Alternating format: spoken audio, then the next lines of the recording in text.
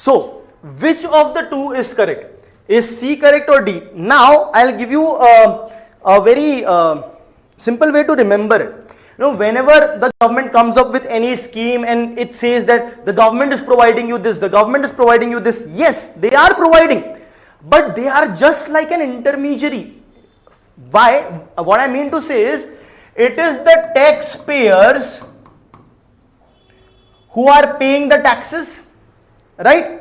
And see, we are such a huge economy, we cannot govern our own selves. If there would have been an island with just 10 people, probably you govern your own selves, if that's a country.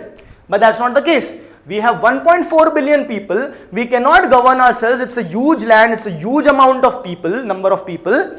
So what we have is, we elect a government. We elect a government to govern us. Now to govern for growth, for development, everything. Now they would need resources, money to do certain things for the citizens. Where does it come from? It comes from revenue. Revenue can be fines, revenue can be taxes. The majority of them, they are taxes. So taxpayers' money is there. The government utilizes this money, right? And by utilizing this money, there is also leakage, there is also various things, leakage is there. So whenever a government, let's say, transfers a scheme worth ₹1, only 40 paisa reaches to the at the grassroots level. So where did the 60 paisa go? It leaked out. Now leaked out doesn't necessarily mean the entire money is taken away by the MPs, MLAs. No. It is the citizens also which are working at the grassroots level, the officers at higher level, lower level. So somewhere or the other the leakage is there. Not just that, there are errors of exclusion, inclusion, so many things. But let's leave that, that's not the point of discussion now. The point of discussion is, the taxpayers pay the money to the government as taxes. The government utilizes this money and provides facilities. For example, roads. Now, roads do have tolls, but if you talk about major district road, the regional roads next to your house, all these would not have tolls and anything like that. So they provide you these facilities and they are free. Okay. So here also what it is being said, commodity is provided for free. So since commodity is provided for free, if the government is providing X commodity for, it used some money and providing X commodity to you, if it did not provide this, it could have provided some other commodity. Why? So there is definitely an opportunity cost lost over here, opportunity cost which is gone. So it is the opportunity cost of whom? Is it of the government or is it of the taxpayer? The answer is the taxpayer. That is why when we talk about this scheme being inefficient or this scheme will be a burden on the taxpayers, that is exactly what we mean, because the money utilized in this scheme can be used to do something else, right? So what is happening? The opportunity cost, it is transferred from the consumers. Everyone does not pay direct taxes, for example. Everyone pays taxes because there are indirect taxes also. But everyone does not pay direct taxes. In fact, the number of people paying direct taxes is very less. Few years back it was 2.4. Now it is hovering around 2%. So it's very less. So what is happening? The opportunity cost is transferred from the consumer of the product to whom? To the tax paying public. Not to the government but to the tax paying public, because it's the tax paying public's money which is being utilized to provide you the free good or free commodity. Is this clear? Great. Now let's move ahead. So let me write the correct answer would be, the correct answer here would be C. The opportunity cost is transferred from the consumers of the product to the tax paying public. Let's move on. Question number third. Question number third says, what does venture capital mean? What does venture capital mean? What is the meaning of venture? when you venture out in the dark, when you go in the dark. So in the same manner, when you talk about starting your own venture, it means starting your own business. So venture can be synonym to starting to, let's say, business. And when you talk about venture capital, that means what? Business capital, right? So venture capital, capital which is given for the business. So venture capital, capital that is given for the venture. What will it mean? Let us see. A short-term capital provided to industries. Okay, pause. Now this question, why? Because startup culture and all is there. Now there are a lot of venture capitalists. Who are venture capitalists? Venture capitalists are those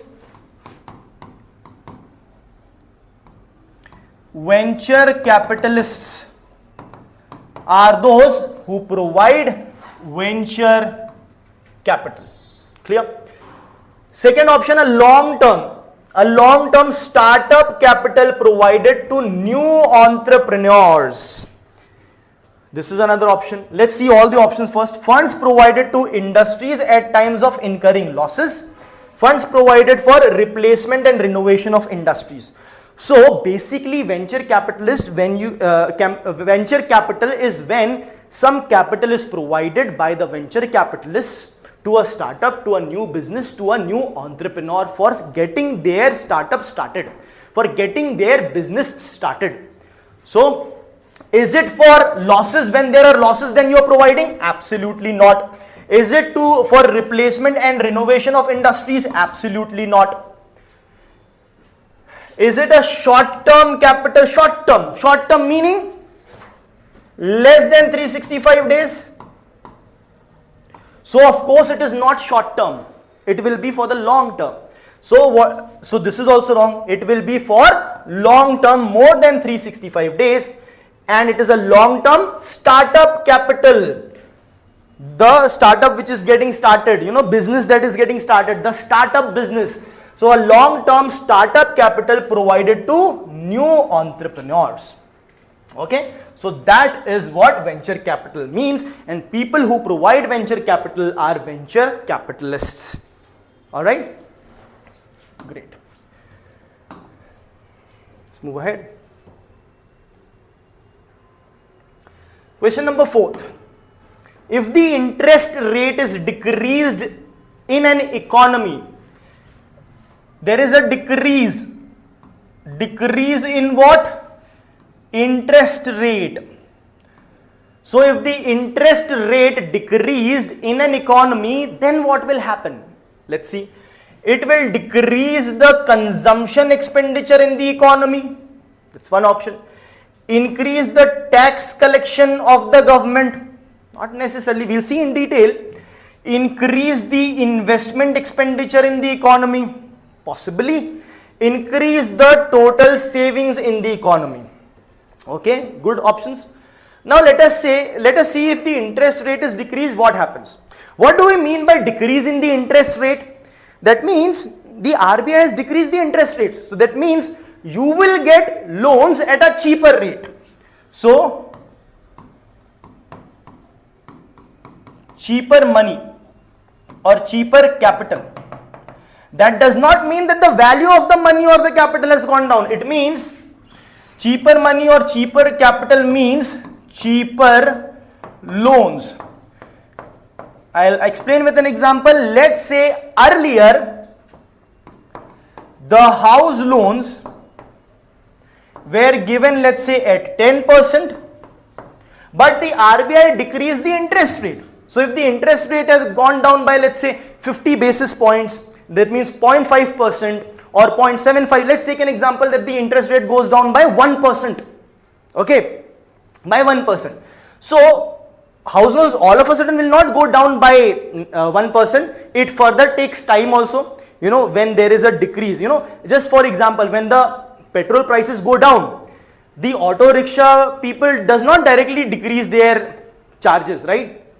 And they may never decrease. So let's forget that. Let's take another example. Let's say the prices of a commodity has gone down today, but if you go to the market tomorrow to buy the same commodity, you may not get it at a cheaper price because the retail shopkeeper may say that this is the old stock, the new stock at a cheaper price is yet to come. So of course there will be a lag. There will be a lag for the decrease in the interest rate to reflect over here. That generally does not happen when there is an increase, because if there is an increase in the rate, next day or the same day if you go to the shopkeeper, they will say, ma'am, sir, this price is increased, and then you have to buy it at a higher price. So generally when the rate increases, you will see sort of faster transition. When the rate increases, you will see banks also charging higher interest loans. Very quickly the transition happens. But when there is a decrease, there is sort of more of a lag or a delay. But that's just one subjective thing. Let's come on to the objective thing here. What I mean by cheaper loans, let's say the RBI has decreased the interest rate by 1%. The repo rate has gone down. The rate has decreased by 1%. So the home loan which you were getting at 10%, home loan, I have written house loan, generally called as home loan, but one and the same thing. So now that home loan you may get at, let's say, 9.25%. So earlier it was at 10%, but the interest rates went down. So now you are getting house loans at 9.25%. In the same manner, various other loans. If you talk about personal loans, if you talk about study or education loans, or even if you talk about business loans, all these percentages of all these loans will go down. So when these percentages are going down, that means what? Earlier, if 100 people wanted to buy a house by taking a loan, now let's say 110 people will want it because the rates have gone down. Let's say I wanted to take a personal loan, but the rate of interest was 16%. Now the rate of interest is 15.25%.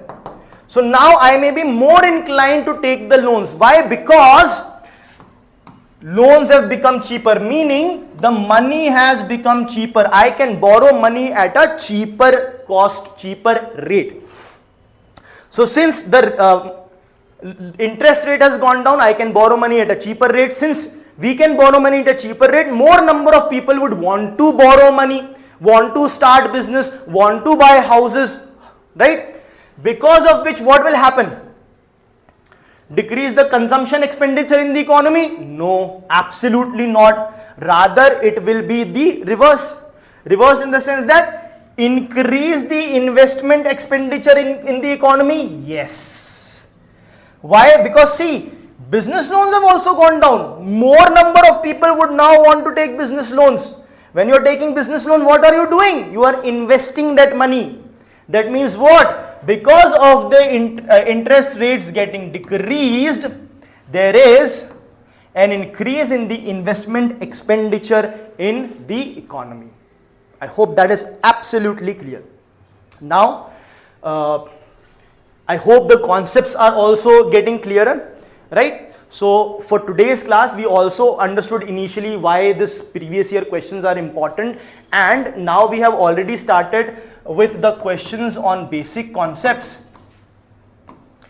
We shall continue this in our next class. Okay, make sure you go through them in detail. Okay, like this detail, understanding the concepts also behind it, not just seeing which option is correct and moving ahead. All right, so thank you so much. See you in the next class.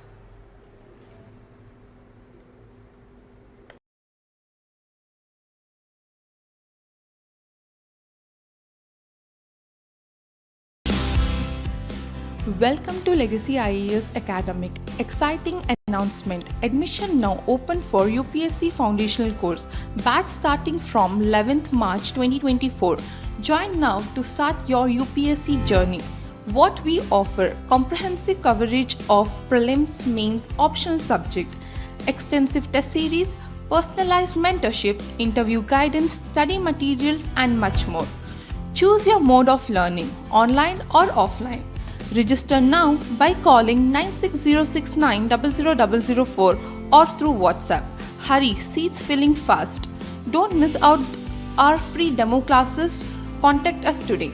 Secure your seat now and let's achieve UPSC success together.